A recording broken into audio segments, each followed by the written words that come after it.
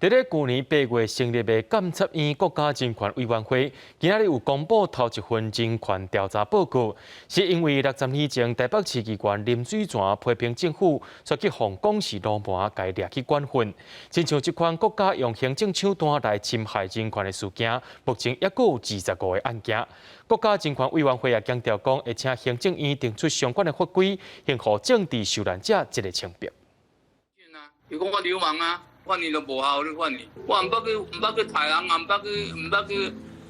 烧拍是啥物了去关啊？今年85岁的林水泉伫咧美国透过影片，讲出这120年要替家己洗清罪名的心声。1961年，伊选台北市第5届议员，伫咧选举期间，因为发表政治性意见，去互政府以罗麻的名义送小琉球关训1年8个月。因为判决并毋是刑事有罪判决，伫咧司法定数无法度申请平复，也因为相关资料拍无去，恶调查，落尾全败诉。国家人权委员会14公布头一份人权调查报告，认定这案就是国家不法侵害人权的标准案件。司法的部分就确实是驳回了他愿意赔偿的申请，那理由就是说，虽然477号是认为放宽了戒严时期人民受损权利恢复条例的范围了，但是呢，他还是要以刑事判决为主。其实就这个部分呢，促转会在今年初，他已经公告修正草案，也就是说，他有做部分的修正，